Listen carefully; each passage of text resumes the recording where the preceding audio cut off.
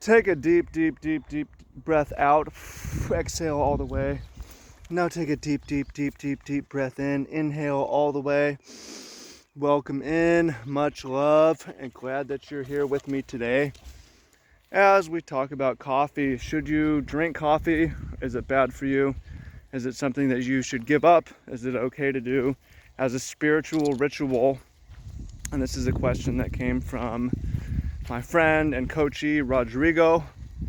So, sup, shout out. And if you're a coffee drinker or not a coffee drinker and you're interested in caffeine and lifestyle and ingredients to a better life, then welcome in. Much love.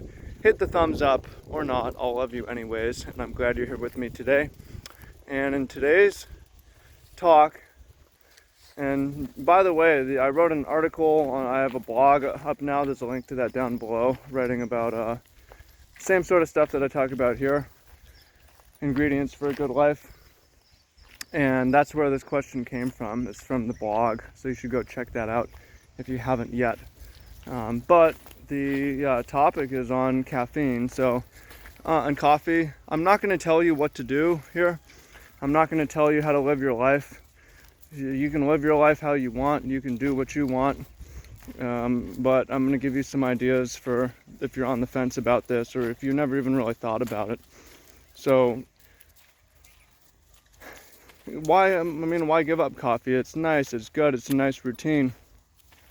So the reasons to quit coffee is really when we just look at the problems that we have in the information age and the easy availability of stimulants, whether that's coffee, whether that's vaping, tobacco, nicotine, weed, alcohol, porn, video games, gambling, refreshing the cryptocurrency price, social media, whatever it is.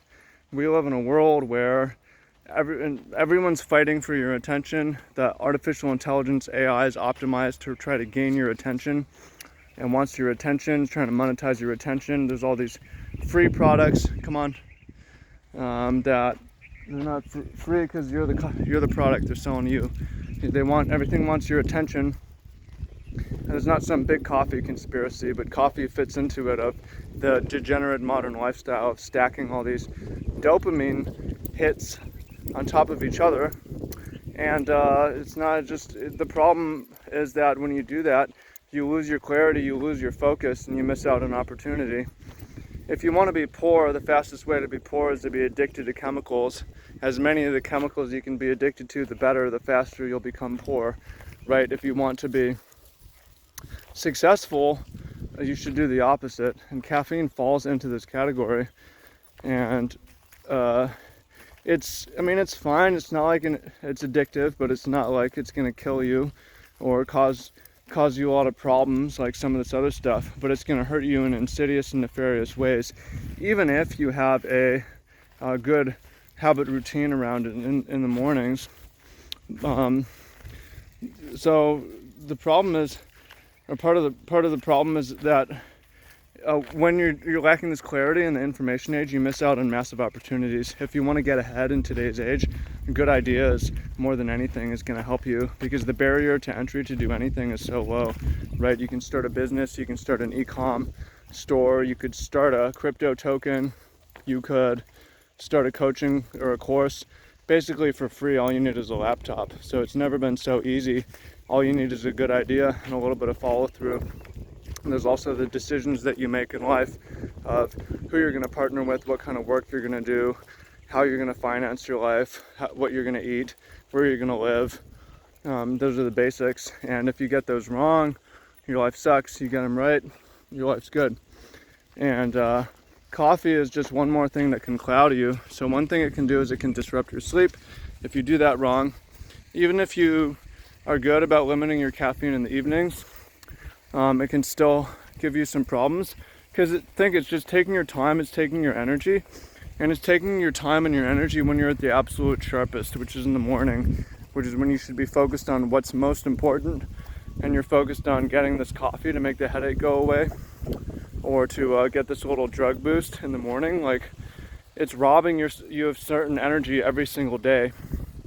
And it's not just coffee, because it's setting you on a bad precedent for the day, where when you start your day with this drug, what you're saying is that I'm weak and then I'm gonna cave. Let's go back this way. And when you cave to coffee first thing in the morning, how is that gonna set you up when you're faced with donuts, when you're faced with social drinking, when you're faced with some of these other things?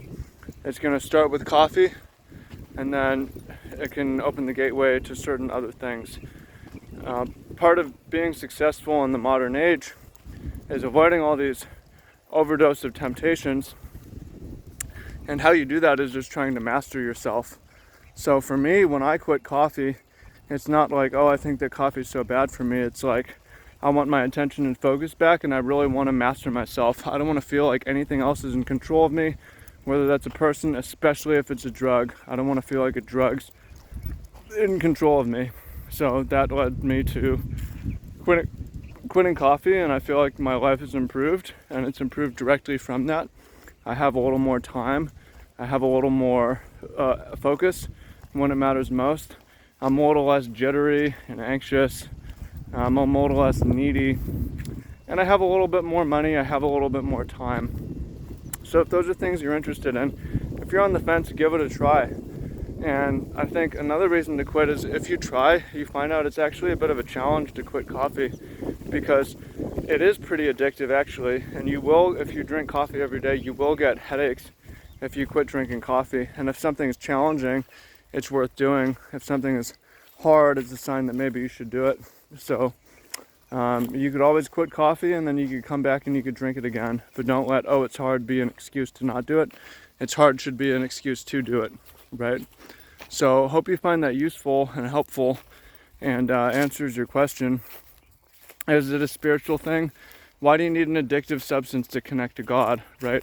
There's so many other routines, spiritual routines that you can have in the morning, whether that's breathing, exercise, running, journaling, meditating, thinking, or just cutting through the shit and getting to work. Why do you need an addictive substance to connect to God? It just sounds like an excuse to drink coffee. But it's your choice. You can do it. It's not going to kill you.